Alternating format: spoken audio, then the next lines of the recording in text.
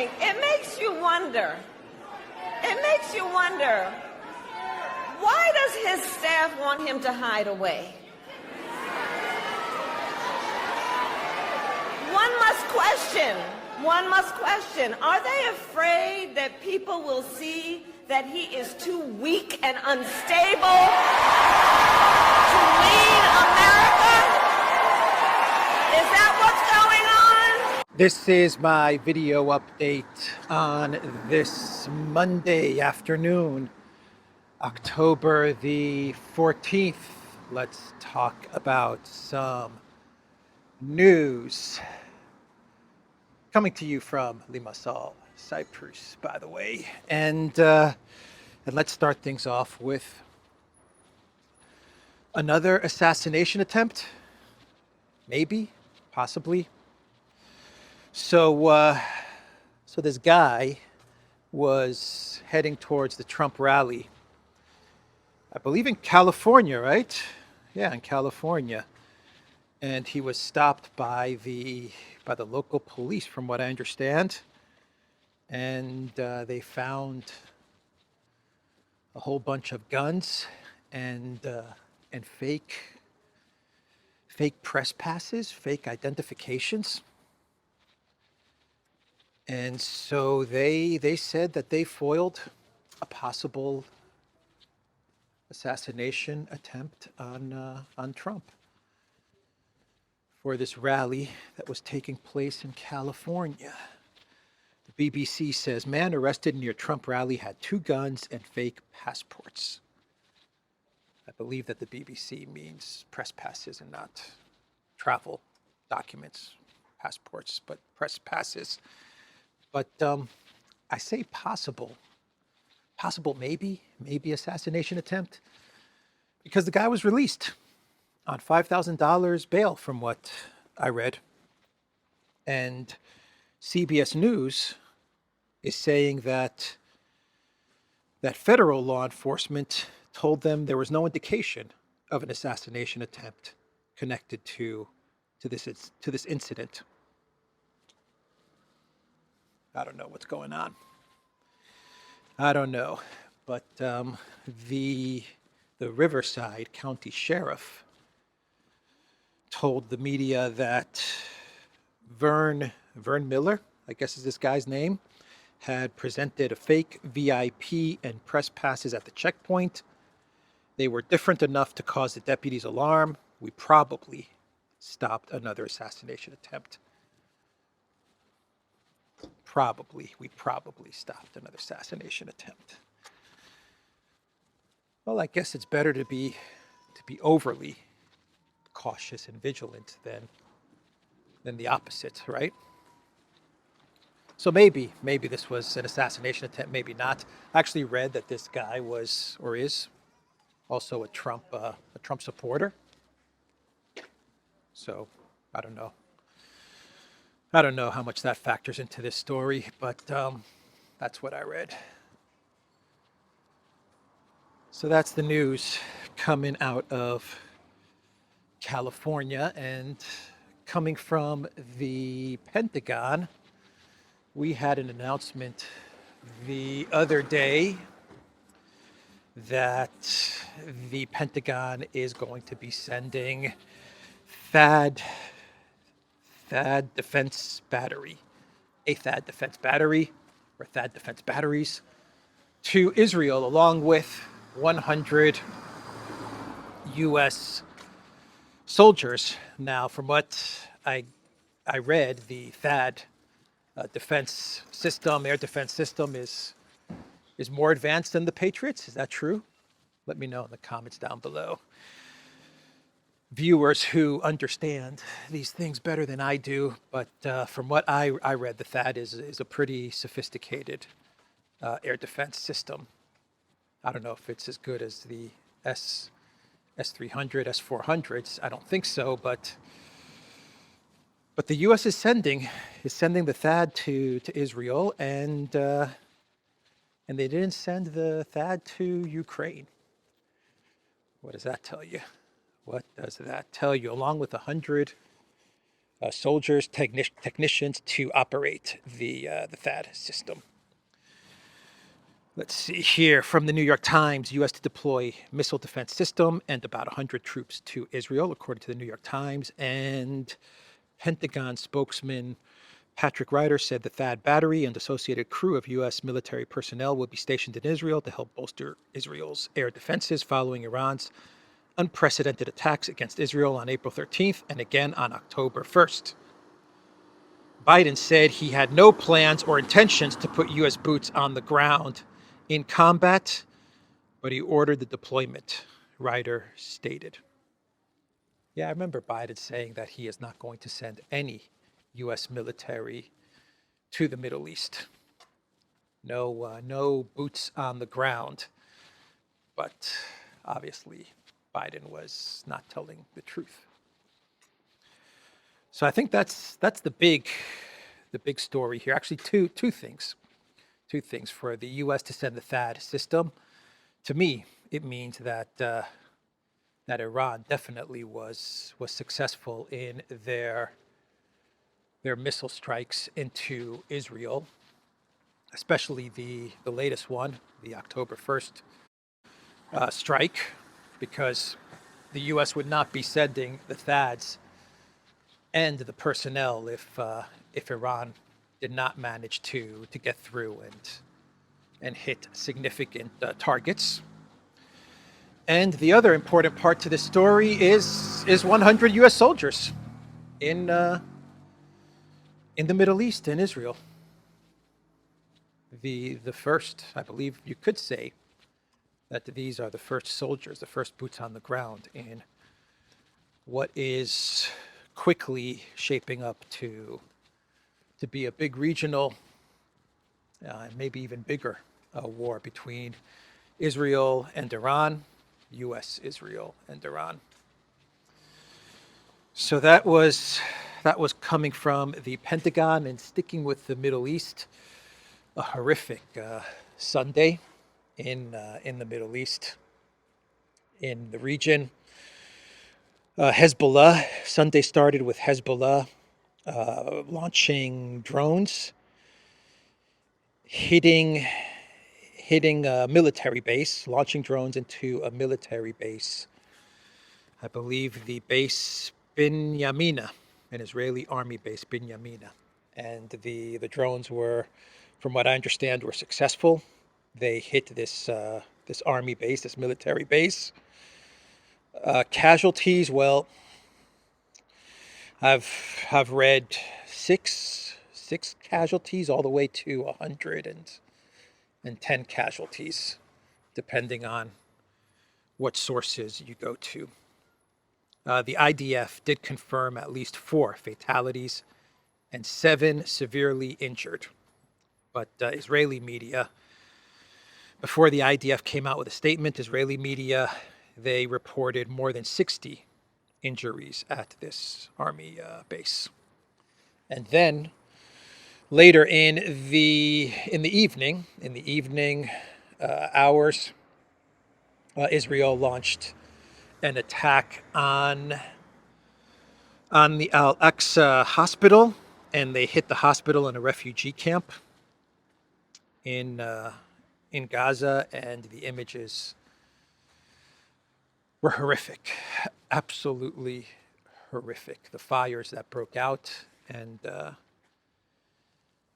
people that were trapped in the hospital, that were getting treatment and trapped in the hospital. It's all over the interwebs, on Telegram and on Twitter, but horrific images from the strike at the refugee camp, located, from what I understand, located inside the area of the hospital. The IDF, Israeli officials, they claim that they were targeting a weapons depot with this strike. So a horrific, an absolutely horrific day in the region, in the Middle East. And we are quickly moving towards a big war, and it doesn't look like there's anything that's going to stop this smash between Iran and Israel. And without a doubt, it is pulling the United States in. So from a war that is starting, some people will argue that the war is already taking place in the Middle East, but I'll say it's a war that is just beginning, to a war that is winding down, and that is the conflict in Ukraine, Project Ukraine. And Biden, Professor Biden, he announced, the Biden White House announced that he will be traveling to Germany. That's right. The meeting that was going to take place in Germany at the U.S. Air Base in Germany to discuss Project Ukraine with all the other NATO member states that Biden canceled because of the Hurricane Milton. And Blinken also canceled his trip to Germany. The entire event was canceled because Biden canceled his trip. Well, Biden is now going to travel to Germany to meet with Schultz for a very quick trip.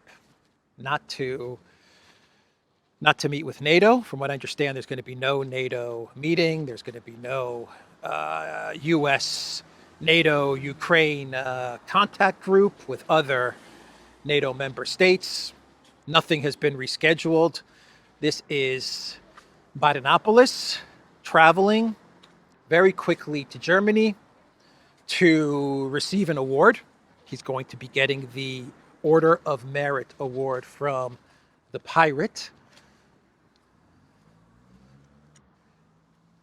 And they're going to discuss Ukraine and the Middle East, and it's going to be a quick trip. Now, I don't know if Zelensky is going to show up and crash the party, kind of just appear in Germany and say, here I am, Biden, let's talk weapons, let's talk money. I don't think Zelensky's going to do that, but who knows?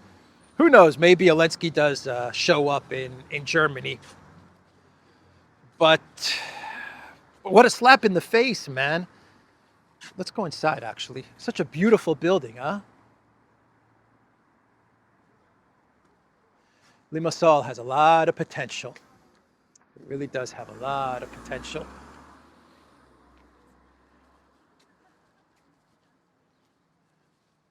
Has nice architecture. This old town. Let's go inside. Walk around a bit if we can. But yeah, slap in the face to Zelensky. He canceled the big meeting. I mean, that was the big meeting in Germany. That got canceled because the Biden White House, they don't want to touch Project Ukraine anymore. They're out. They've tapped out. They don't even want to talk about it. They don't want to hear about long-range missile strikes into Russia. They don't want to hear about Ukraine into NATO. They don't want to hear about Ukraine into the European Union. They definitely don't want to hear about more money going to Project Ukraine, not after the debacle that was Hurricane Helene and Milton. That they don't want to hear. So they're done. They are done dealing with Ukraine. They're dumping it on Europe, man. I imagine that's what Biden's going to go to Germany to tell Schultz. Can you imagine that? If he goes to Germany and he says, thank you for this Order of Merit medal. And I've been told to pass this message along to you, Pirate Schultz. You guys can deal with Project Ukraine. We're out. Can you imagine if he says something like that to Pirate Schultz? Man. But yeah, they don't want anything to do with Project Ukraine. And so they canceled everything that was going to take place last week. And now he decides to go to Germany. And he's just going to pick up this medal, meet with Schultz. Who knows what he's going to tell Schultz? And that's going to be it. That's going to be the trip. Maybe Biden turns up in Kiev. Who knows? I don't know. Maybe Zelensky turns up in Berlin. Anything is possible. But the reports are that Biden has no time for NATO meetings, no time for Zelensky meetings, nothing like that. So the main opposition in Germany for the CDU-CSU, Friedrich Merz. He gave an interview to German media, and Merz, he said that he would do things differently than the pirate Schultz. Merz said that he would absolutely provide Taurus missiles to Zelensky, and he would absolutely tell Zelensky that he can fire those Taurus long-range missiles into pre-2014 Russian territory. That is what Merz said, but he has two conditions that would have to be met in order for him to give up the Taurus. And keep in mind that I believe elections are next year in Germany. Merz most likely will be the chancellor of Germany now in a year's time. We don't know what's going to become of Project Ukraine or Ukraine, but Merz is positioned to be the chancellor in about a year, maybe a year and a little bit more. But he said two conditions would have to be fulfilled for him to give over the Taurus missiles. And those conditions are, let's see what the Magic Fountain says about those conditions. The Magic Fountain of Limassol, donated by Inner Wheel Club.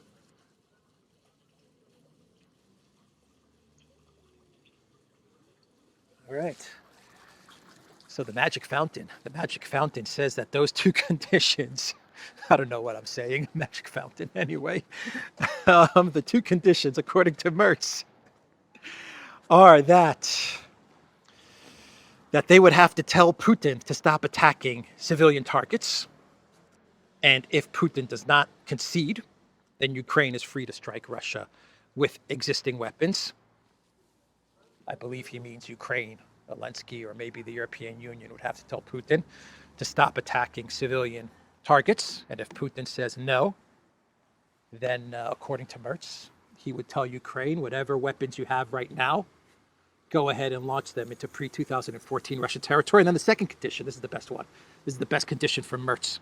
Shows you how delusional this Merz guy is. The second condition is that the second step would be to supply the Taurus missiles.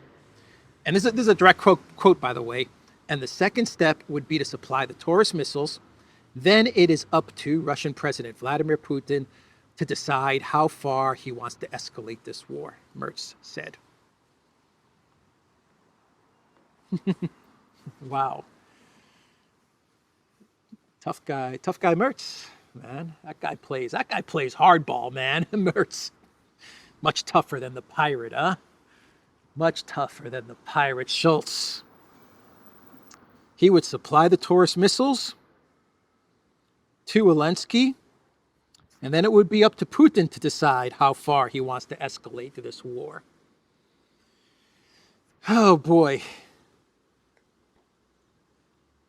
Germany. Germany has some very interesting politicians, man. They have some good politicians. No doubt about it. But boy, do they have a lot of very questionable politicians. A whole lot of politicians that are perfect for my Clown World segments. I believe Chancellor Merz, if that ever comes about, will be a good replacement for the pirate Schultz in the clown world. If you go by this statement, man, he is a hardliner when it comes to Ukraine. He definitely is a hardliner, but he's delusional. He's delusional and kind of stupid to make this kind of threat to Putin and to Russia. You do not threaten Putin and Russia in this way.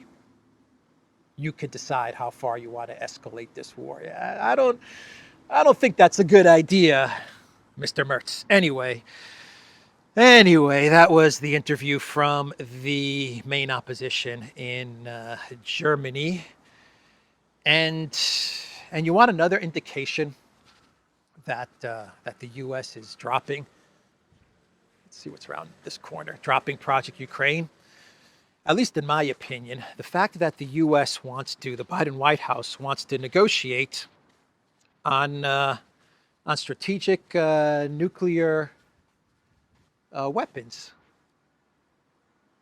They want to negotiate with Russia and I believe also China.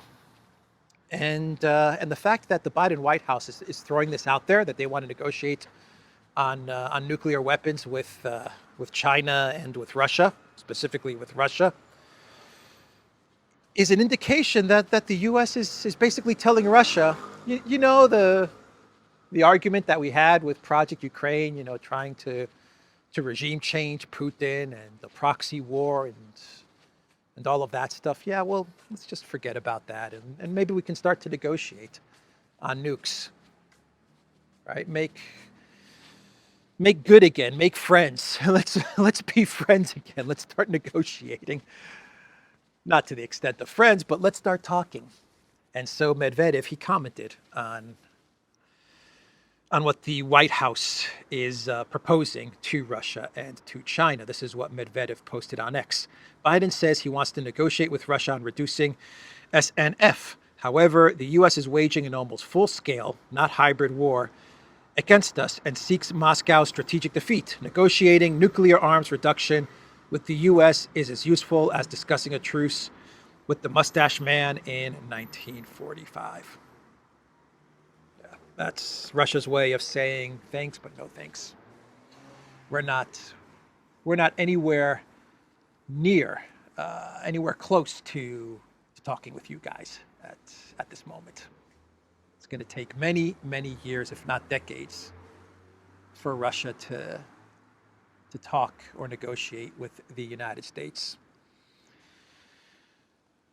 So what is happening on the ground in Ukraine? Well, things are going from bad to worse.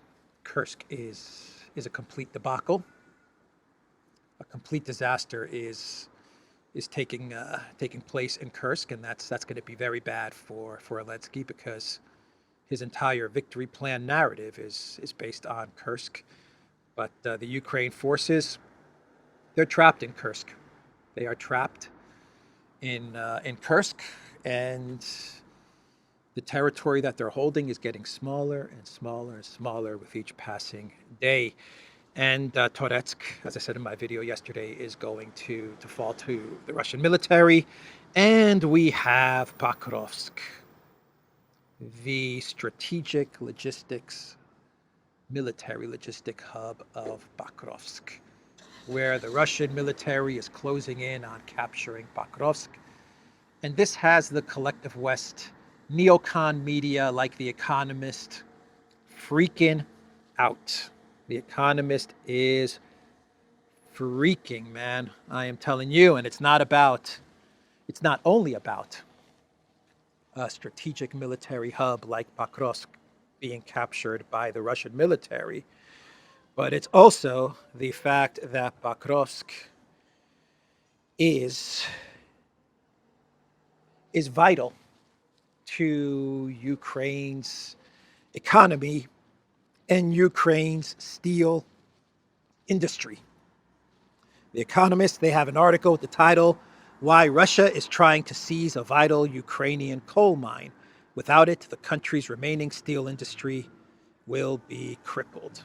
Yeah, Alexander talked about this in a video update he put out a couple of days ago, talking about how talking about, okay, they're going to close up. Talking about how Pokrovsk is vital to Ukraine's steel industry. And if the Russians capture Pokrovsk, that's going to do a lot of damage to Ukraine's economy. Big time damage. Ukraine's largest coking coal mines are under threat in Pokrovsk. Coke is under threat in Pokrovsk. Podolyak, what is this about Coke plant in Pokrovsk under threat? Mr. President, it's not that kind of Coke. It's not that kind of Coke, Mr. President. Podolyak, I don't care. I don't care. We must hold on to Pokrovsk no matter what. We already lost one Coke plant. I don't want another Coke plant lost. Yeah, so Pokrovsk, very, very key area for Ukraine. Actually, there's an article here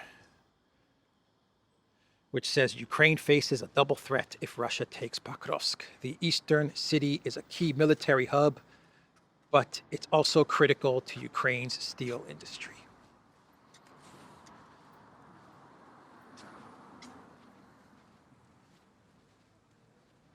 Offices of the Holy Bishop of Limassol. So Zelensky put out a TikTok video, his TikTok video update yesterday. And he said that the big problem with the conflict in Ukraine is North Korea. Yeah, North Korea is the problem. He said that North Korea, they are propping up Russia, propping up the Russian military. They are sending troops to Ukraine to fight, coming to the aid, to the rescue of the Russian military. And Zelensky said that the collective West has to do something. They have to do something in order to not fight Russia. It's not about Russia. It's about fighting North Korea, you see? We've been reporting this conflict all wrong over the past 3 years. We've gotten it all wrong.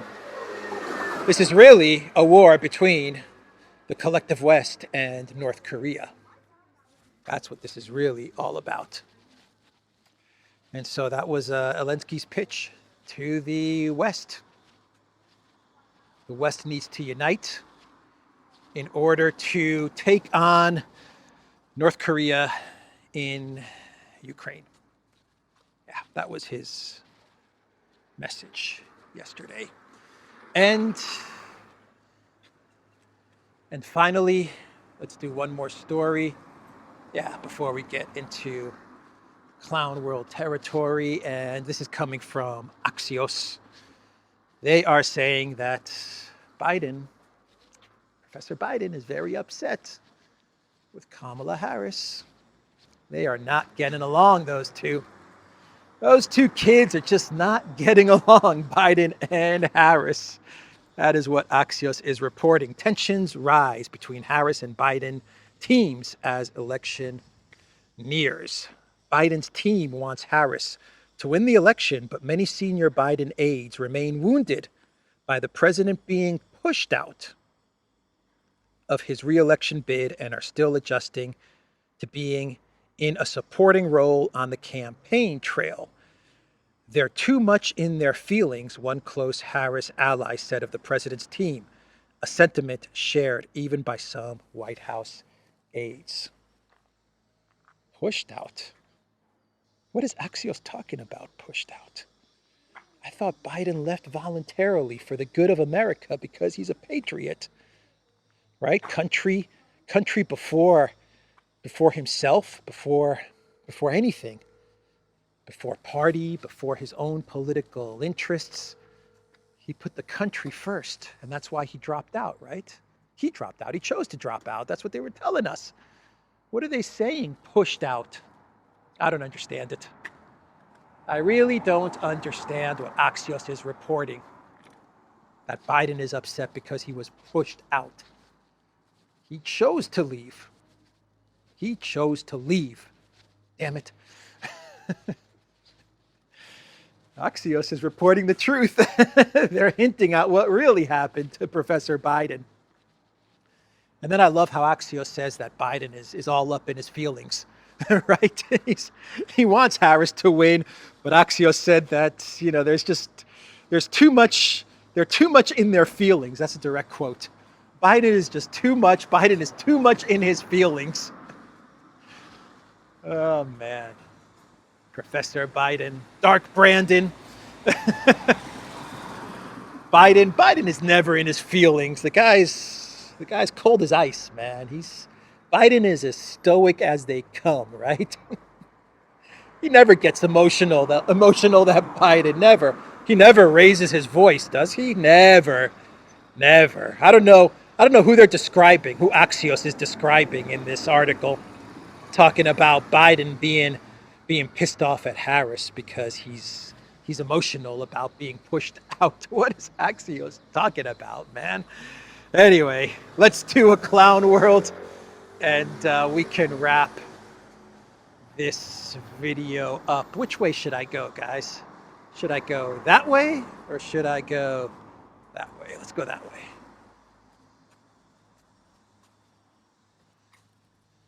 So Jared Leto, the lead singer for 30 Seconds to Mars, right? Is that the name of his group, or is it 30 Minutes to Mars? Or is it 30 Hours to Mars? I don't know. Did you guys catch, since we're talking about Mars, did you guys catch SpaceX and Elon Musk? Amazing, huh?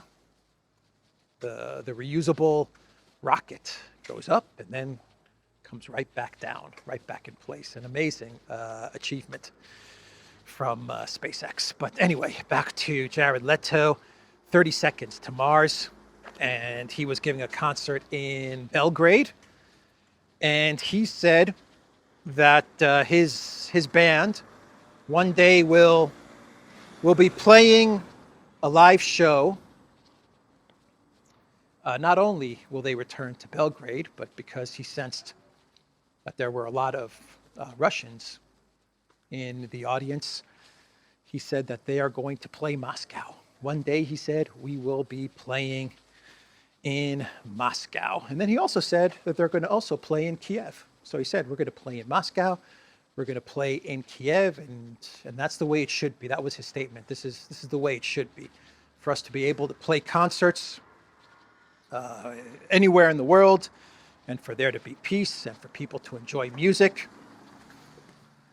And that is what he said at the show. And you guessed it, Zelensky got very upset. Ukraine got very upset with Jared Leto. This is from the Ministry of Foreign Affairs of Ukraine. Jared Leto's feeling the Russian energy and his wish to perform in Russia is an insult to those sacrificing lives to defend freedom. There can be no appeasement of Russia when it continues its attempts to solve problem of Ukraine's very existence. That is what the MFA of Ukraine posted on X. Very upset with Jared Leto. You know, Jared Leto played, I think he played the younger brother of Nicolas Cage, Ukrainian. He played the Ukrainian younger brother of Nicolas Cage in the movie Lord of War? That's what the movie was called, where Nicolas Cage was the Ukrainian American weapons dealer, and Jared Leto was his younger brother, who liked the sugar. He liked the sugar, and yeah, they were dealing weapons. Interesting. Ah, that Jared Leto. All right, so he's pissed off Ukraine. He'll probably be on one of the lists very soon. That's the video, everybody. TheDuran.locals.com. We are on Rumble, ODYSEE, BitChute, Telegram, Rockfin, and Twitter X. Go to the Duran shop. Pick up some merch. The link will be in the description box down below, like the shirt that I am wearing today. Come on. In this video update,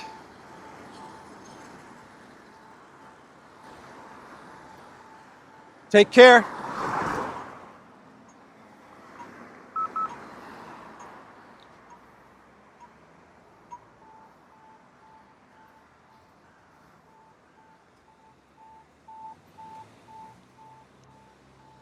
News has ended. I'm just going to walk to the beach area if you want to stick with me.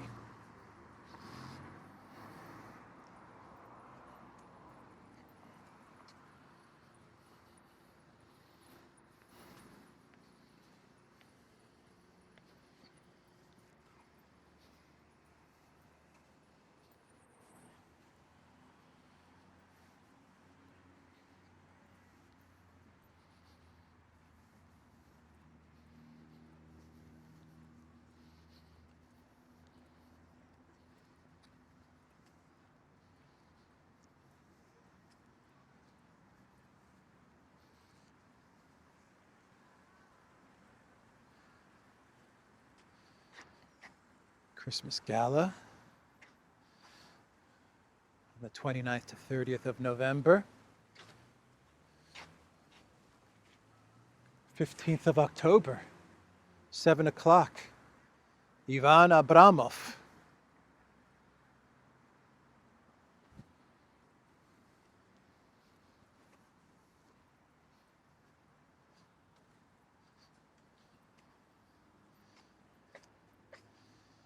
And our friend the turtle. How you doing, my friend? Good to see you.